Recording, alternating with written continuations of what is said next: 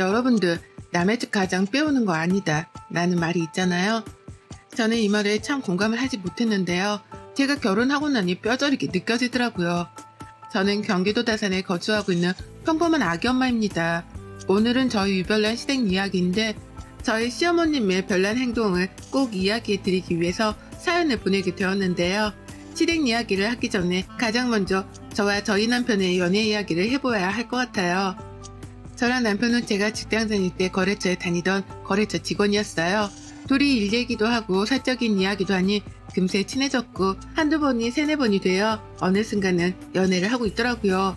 그러다 결혼 이야기가 슬슬 오갔고 저희 부모님은 두 분 다 정년퇴직을 하셔서 노후 준비가 탄탄하게 되어 있으시고 반면 시댁은 아버지가 오랫동안 투병 생활을 하다 돌아가셔서 집이 많이 기울었다고 하더라고요.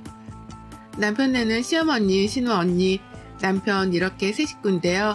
시누언니는 원래부터 독신 생활을 꿈꿔서 일만 알고 지내는 분이라고 남편이 늘 이야기했었거든요. 주변에서는 왜 홀 시어머니한테 시집을 가느냐, 그건 지옥문이다 등등을 많이 말씀해 주셨지만 그땐 그런 말들이 들어오지 않았던 것 같아요. 그 뒤로 상견례를 앞두고 있을 때 저희 부모님은 편안한 곳에서 식사를 하기를 바라시고 시어머니 되실 분은 이럴 때 유명한 코스 요리집에 가고 싶다고 하시더라고요. 저희가 당연히 내려고 생각해 적당한 곳으로 모시려고 했지만 시어머니 되실 분이 너무나 그런 곳을 원했기에 정말 비싼 한정식 집으로 상견례를 하였습니다. 비용은 당연히 저희가 내려고 계산하려는데 저희 부모님이 식사 가격이 만만치 않을 것 같다고 생각하셨나봐요. 미리 내주셨더라고요. 시어머니 되실 분은 그런 것도 모른 채 앞에서 음식이 생각보다 별로인 것 같다는 등의 이야기를 늘어놓으셨죠. 그 뒤로 결혼 준비는 매우 힘들었어요. 한복을 맞추는데도 꼭 한복을 굳이 사고 싶다고 하시는 거예요. 요새 누가 한복을 입나요? 한복이 솔직히 한두 번도 아니잖아요. 저도 저희 엄마도 다 대여를 하는데 어머님은 그 한복이 너무 마음에 들어서 이런 걸로 꼭 하나 맞추고 싶었다고 하니 그때 남편은 그냥 하나 사드리자 우리가 이러더라고요. 이뿐만이 아니라 예단하는 데에서도 너무 요구하시는 게 많아서 예단 예물 생략하기로 했는데 저희 집에서 그래도 가장 좋게 해주셔서 보내드렸어요. 이게 결혼의 지옥문이 시작된 것일까요? 결혼하고 나서도 어머님의 요구는 끊이지가 않았어요. 시자가 들어가서 아마 더 얄밉게 제가 생각하는 걸 수도 있었겠지만 전화만 드리면 입에서 서운하다라는 말이 먼저 튀어나오셨거든요. 항상 또 뭐가 먹고 싶다, 이런 것 좀 사달라 이런 말을 하시니까 쿠팡이나 마켓컬리에서 장봐서 보내드리고 저희가 못 가는 날에는 배달 어플로 어머님 드시고 싶은 음식들도 시켜드리곤 했어요. 당연히 최선을 다했다고 생각했고요. 이렇게 결혼 생활하는 내내 연애 때 안 싸우던 남편과 저도 큰소리를 높이게 되고 사이가 멀어질 때쯤 임신이라는 사실을 알았습니다. 남편과 저는 아이가 생기면서 사이가 다시 자연스레 좋아졌죠. 어머님 또한 아이가 생겼다고 하니 전보다는 좀 서운하다라는 말을 덜 하시더라고요. 그렇게 10개월을 만난 우리 아이는 정말 예쁘다라는 말로는 표현할 수 없을 정도로 너무 경이롭고 행복하더라고요. 몸은 힘들었지만 아이를 품에 안고 있으면 온 세상을 다 가진 기분이었습니다. 그러다 신생아 때 아이의 심장에 조그마한 구멍이 나 있는 것을 알았습니다. 정말 그때 세상에 태어나서 꺼이꺼이 울어본 것 같아요. 다행히도 심장의 구멍은 신생아 때 간혹 있는 일이라 자연스럽게 커가면서 다치기도 하는데 그렇지 못하면 그때는 수술을 해야 할 수도 있다고요. 그래서 육아휴직을 냈던 회사에서도 저희는 맞벌이를 해야 했지만 아이 건강을 위해서 제가 퇴사를 하였습니다. 10년 다닌 회사라 회사 사장님께서도 아이가 괜찮아지면 꼭 복귀하라고 말씀해 주셨고 감사하게도 저는 오래 다녔던 직장을 그만두었습니다. 그렇게 아이를 케어하는 일에만 몰두를 하였고 다행히도 아이는 많은 잔병치레 없이 잘 자라주고 있었어요. 그러다 어느 날 어머님께 전화가 왔더라고요. 받아보니 이번에 이사를 가야 하는데 요새 전셋값이 다 비싸다. 혹시 너 오래 다녔으니 퇴직금이 좀 되면 빌려달라고 하시는 거예요. 가족끼리 돈거래 안 하는 게 맞다고 생각한 저는 처음에는 어려울 것 같다고 했거든요. 근데 어머님이 저보고 너무 매정하다면서 갑자기 툭하니 전화를 끊으시더라고요. 그 뒤로 그날 저녁 남편이 어머님께 전화를 받았는지 우리가 아직 그렇게 큰 돈 들어갈 곳이 없으니 엄마 먼저 빌려드리면 어떻겠냐고요. 사실 지금 살고 있는 이 전세 아파트는 저희 아빠 친구분이 집주인이셔서 시세보다 굉장히 저렴하게 살고 있거든요. 너희 청약 될 때까지 오래 거주해도 된다고 말씀하셔서 진짜 감사하게도 이렇게 살고 있어서 저는 사실 빨리 청약돼서 조그만 집이라도 저희 집을 가지고 싶은 게 가장 최종 꿈이었거든요. 그래서 그 돈은 청약되었을 때 계약금이라도 하려고 가지고 있으려고 했는데 남편이 저러니 우선은 알겠다고 하고 어느 때까지 기한을 정해서 그 안에는 받을 거라고 얘기했죠. 어머님이 돈 빌려준다는 말이 기분 좋으셨는지 전화가 와서는 자기가 한 달에 조금씩이라도 이자를 주신다는 거예요. 공짜로 빌리는 게 너희도 힘들 텐데 자기가 조금 내겠다 하면서요. 웬일이지 싶어서 마다하지 않았죠. 그렇게 퇴직금이 들어오고 빌려드리고 난 후 한 3개월 정도는 소정의 이자를 주시더군요. 근데 그 이후부터는 아예 들어오지 않더라고요. 그걸 또 물어보기 그래서 기다리고 있는데 마침 전화가 와서 말씀하시길래 저도 이자 이야기를 꺼냈어요. 그랬더니 요새는 후불 이자가 더 낫다면서 자기가 돈 갚는 날 이자를 그때 다 쳐서 주겠대요. 솔직히 믿지도 않았지만 그래도 가족이니까 그 정도는 해주겠지 생각했던 것 같아요. 그러다 덜컥하고 넣은 청약에 당첨이 된 거예요. 비인기 지역이기도 했고 작은 평수이기는 해도 진짜 신혼부부 특공으로 돼서 정말 너무나 기쁘더라고요. 자기 집이 생긴다는 게요. 남편도 너무 좋아해서 계약금 입금하는 날만 기다리고 있었죠. 어머니께 빌려드린 돈도 기한도 거의 끝나서 이번에 저희가 청약이 돼서 그 돈으로 계약금을 내려고 한다. 언제쯤 줄 수 있냐 물어보니 조금만 기다리라고 곧 준다고 하시더군요. 알겠다고 하고 며칠 동안 아무리 기다려도 깜깜 무소식인 거예요. 계약금 기한은 다가오는데 그래서 빨리 어머님께 전화도 드리고 찾아도 가보았어요. 그랬더니 찾아가서 돈 달라고 말씀드리니 하시는 말이 정말 가관이더군요. 자기를 꼭 나쁜 사람 만든다면서 어련히 줄 텐데 뭐 이렇게까지 쫓아왔냐면서 그러시길래 저희 사정 다 알지 않냐. 그나마 이제 집이라도 생겨서 이사 안 가고 살려고 하는데 그게 월급도 뻔하고 저도 일을 안 하고 목돈이 그것밖에 없다. 근데 계약금 안 내면 취소되니 돌려달라고 하니 갑자기 막 우시는 거예요. 자기도 뭐 안 주고 싶어 그런 것 같냐면서요. 또 그렇게 우시는데 막 달라고 하기 그래서 우선은 집에 와서 남편과 상의를 하는데 남편은 있는 돈이랑 부족한 돈은 신용대출 받아서 계약금을 내자고 하더군요. 지금 저희는 맞벌이도 아니고 외벌이로 사는데 대출까지 받아서 그 이자까지 내면 앞으로 어떻게 살겠어요. 중도금도 아무리 후불제라고 해도 대출을 받아야 하는 상황이라고 막 했죠. 그렇게 아무 소득 없이 이야기가 끝나고 도저히 안 될 것 같아 친정 부모님께 사정 설명을 드렸어요. 부모님이 도와주신다고 하셔서 계약금을 먼저 냈죠. 나중에 저희 여유 생기면 그때 천천히 줘도 되니 그럴 생각 말고 저랑 아기만 생각하라고 부모님은 늘 그러시거든요. 그럼 보통은 저도 시댁에서 이렇게 도움을 받으면 전화라도 드리고 찾아뵙고 감사하다고도 할 것 같거든요. 근데 남편은 저희 부모님이 노후 준비도 다 되어 있고 돈이 많아서 그런 건데 뭐 어떠냐 식으로 나와요. 진짜 이때 남편은 남의 편이구나 느꼈던 것 같아요. 그렇게 계약금 소동이 끝이 나고 조만간 줄 것처럼 했던 제 퇴직금 이야기는 어머님은 아직 그 이야기를 꺼내지도 않으시더라고요. 남편에게 말해도 자기는 모른다 라고만 하고 너무 답답하잖아요. 받아야 될 때도 한참 지났거든요. 그렇게 시간이 좀 흐르고 어머님께 다시 한번 더 말씀드렸어요. 어머님 언제쯤 그 돈 받을 수 있을까요? 저도 친정 부모님께 빌려서 어느 정도라도 부모님께 드려야 해서요. 너희가 왜 이렇게 쪼는 거니 사람을?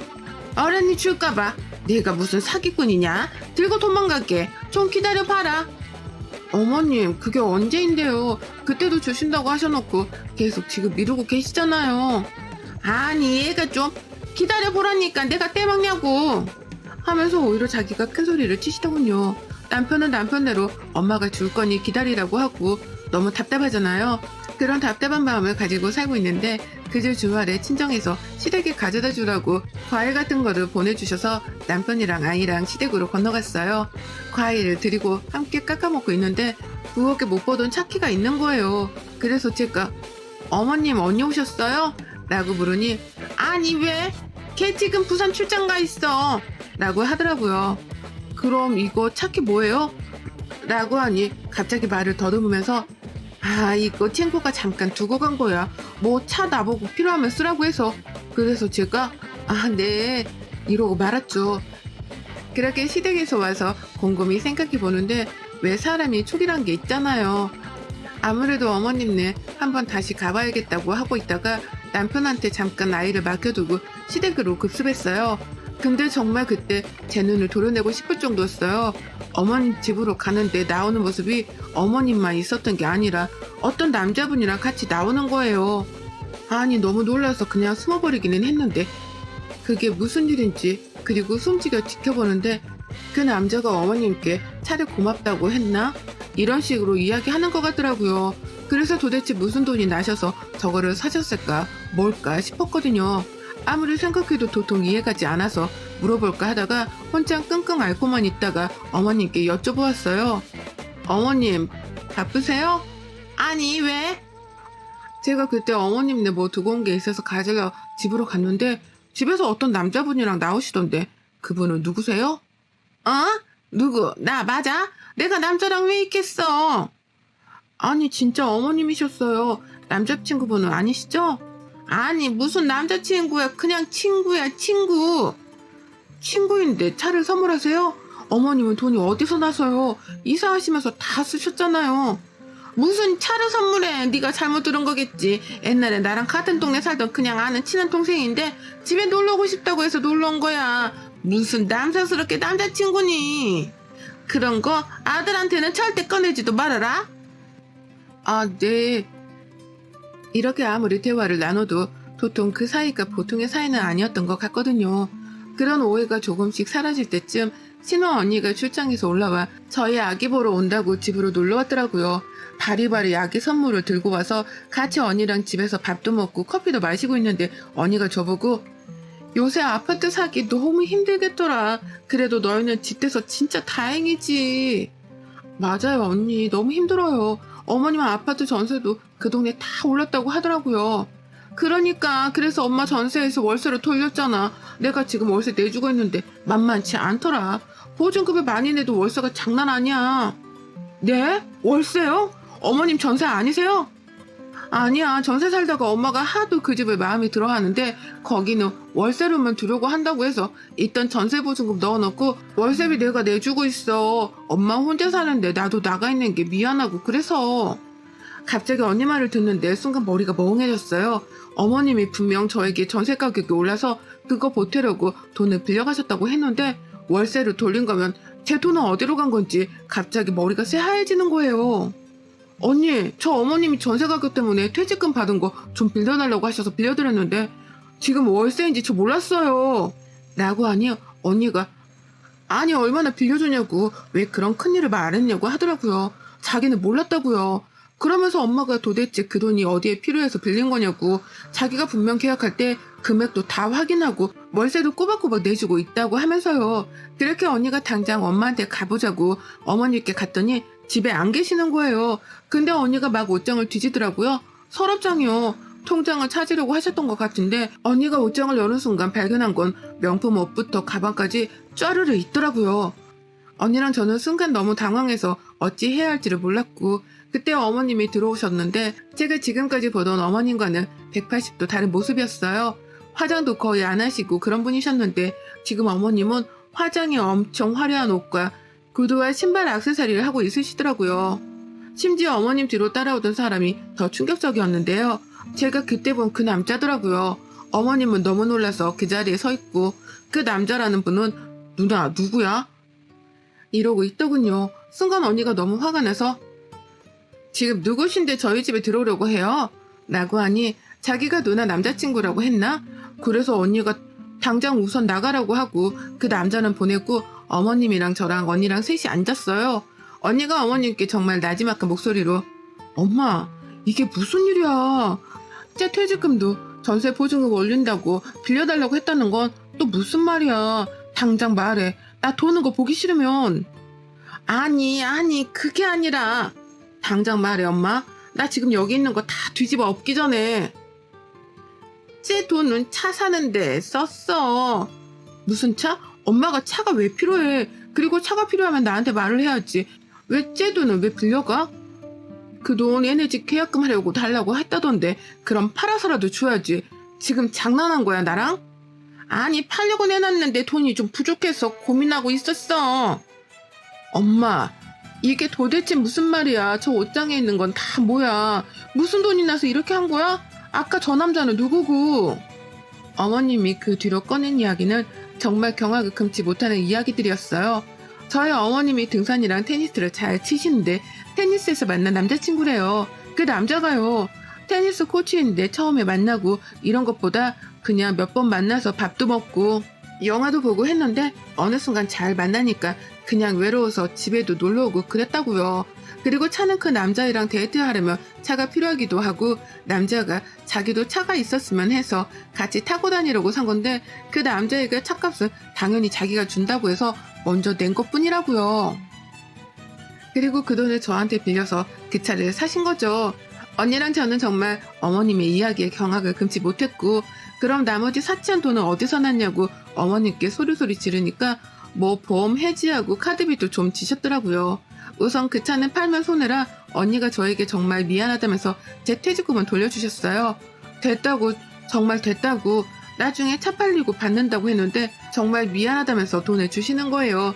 그리고 나서 어머님은 결국엔 그 차를 다 파시고 그 남자분 만나려고 했던 사치용품들은 언니가 다 갖다가 환불할 수 있는 건 하고 다 팔았더라고요. 제가 또 못 받았지만 언니는 그래야 마음이 편할 것 같다고 다 정리하시더라고요. 그리고 어머님 집도 정리했어요. 언니랑 올해 어머님이랑 따로 떨어져 살아서 자기가 엄마가 어떻게 사는지도 모르고 자책을 많이 하셨어요. 엄마가 저렇게 망가지는지도 몰랐다고요. 어머님은 그 일이 있고 나서는 저한테 전화를 안 하세요. 남편은 자기 엄마가 그러기 전에는 엄마 불쌍한 사람이다. 네가 이해 좀 해줘라. 맨날 그딴 소리만 해대었는데 언니한테 그날 저녁에 한 대 맞았거든요. 그런 일이 있으면 자기한테 말하고 당연히 못 빌리게 또 빌렸으면 빨리 갚으라고 했어야지. 네가 뭔데 네 돈도 아닌데 엄마가 쓰라고 하게 놔두냐. 그게 사람이 할 짓이냐면서 너는 장인어른 장모님 부끄럽지도 않냐면서 자기는 이 사실을 알면 정말 우리 집안이 얼마나 콩가루라고 생각하시겠냐고 많이 혼나고 한 대 맞고 그랬어요. 남편은 집에 와서 무릎 꿇고 싹싹 빌더라고요. 자기가 생각이 짧았다고요. 솔직히 남편이 저렇게 할 때마다 이혼하고 싶은 생각이 굴뚝 같았는데 우리 아이 생각해서 참았거든요.